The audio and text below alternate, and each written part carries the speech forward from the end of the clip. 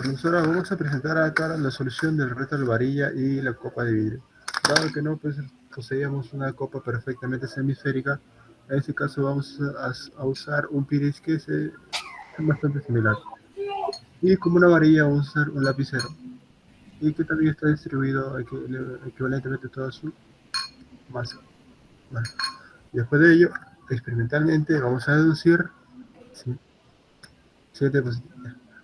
Ya, y le voy a dar paso a mi compañero Piero que va a explicar los siguientes conceptos. Y para esto necesitamos saber qué es el cuerpo rígido. El cuerpo rígido se considera como aquel objeto que no tiene deformaciones por efecto de fuerzas externas, es decir, un sistema con partículas cuyas posiciones no cambian o están en equilibrio tanto translacional como rotacional, porque se desprecia el efecto de fuerzas externas. Y también necesitamos saber qué es el centro de masa. Que este es el punto donde puede considerarse que está concentrada toda la masa de un cuerpo para estudiar determinados aspectos de su movimiento.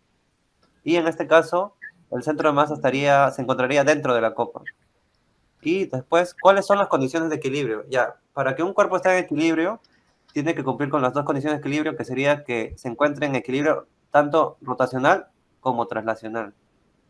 Y ahora, a partir de lo que dijo mi compañero Piero y de una ligera y de haber creado el diagrama del cuerpo libre, podemos apreciar algunas condiciones y algunas deducciones a partir de dicha particularización. En este caso, experimentalmente podemos demostrar que la máxima longitud de la varilla respecto al tamaño del diámetro ha de ser el doble. O sea, para que esté en equilibrio, lo máximo que puede medir la varilla es el doble de la longitud del diámetro de la superficie de la copa. Y también que la masa de la copa debe ser lo suficientemente mayor que el de la varilla para que no genere desequilibrio ni se vaya a caer por un lado y otro lado. Después que el centro de gravedad de la varilla debe estar dentro de la copa, así puede pertenecer al equilibrio. Por ejemplo, en este caso tenemos este lapicero, normalmente sería por acá, y si está fuera, simplemente se cae. Pero si está dentro, pues simplemente cae ahí. Bueno, después de todas esas deducciones, también no vamos a considerar las fuerzas de fricción y geométricamente lo haremos mediante el diagrama del cuerpo libre, deducir estas ecuaciones.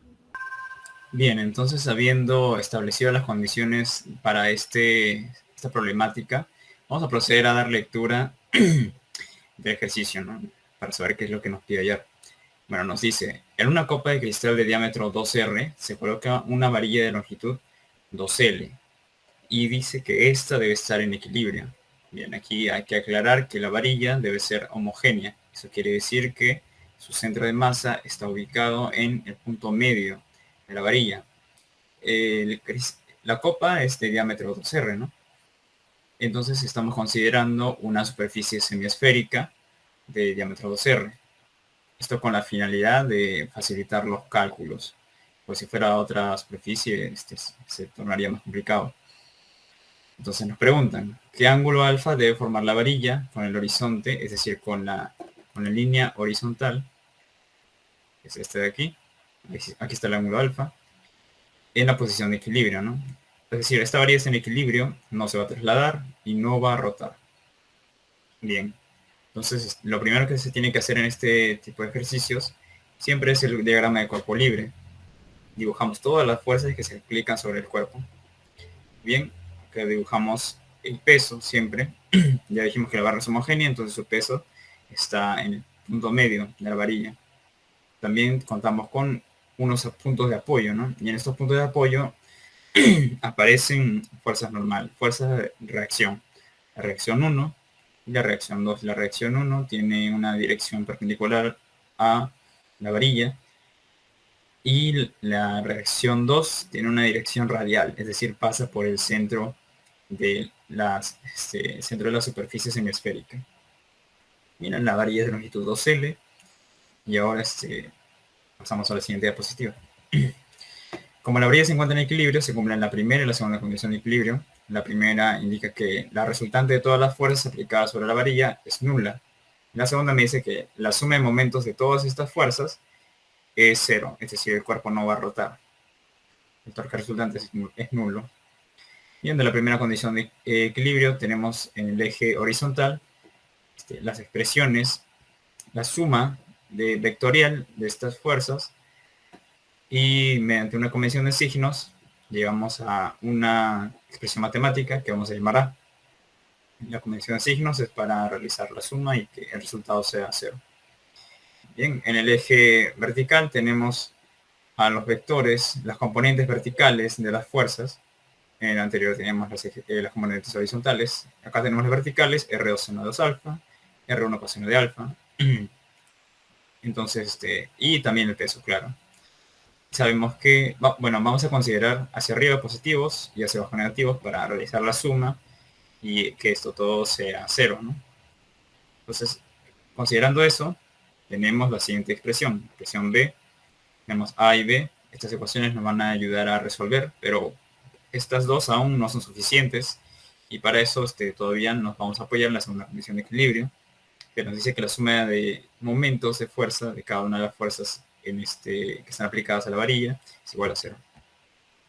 Entonces deducimos las expresiones matemáticas para cada uno de los momentos, y hay que tener una expresión para la variable A, que también está dentro de las expresiones de los momentos. Entonces necesitamos conocer A en función de L y de R para poder finalmente obtener nuestros resultados en función de L y de R y del ángulo nada más.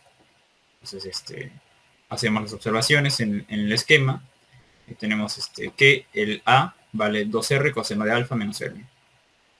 Bien. Entonces ahora sí sustituimos las expresiones matemáticas de cada uno de los momentos en la expresión del equilibrio de rotación, ¿no? Bien, entonces reemplazamos, sumamos y todo, aplicando la convención de signos, claro.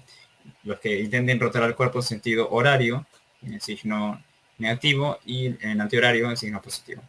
Entonces deducimos la expresión C, mg, R2, fracción 2 por 2R seno de alfa sobre 2R coseno de alfa menos R. Y para llegar al ángulo de equilibrio tenemos que resolver la ecuación para alfa nada más. Entonces sustituimos A y C en la expresión B. Tenemos toda esta ecuación que es netamente matemática, entonces procedemos a resolverla para encontrar una expresión de alfa, ¿no? Que esté en función de L, R y bueno, nada más.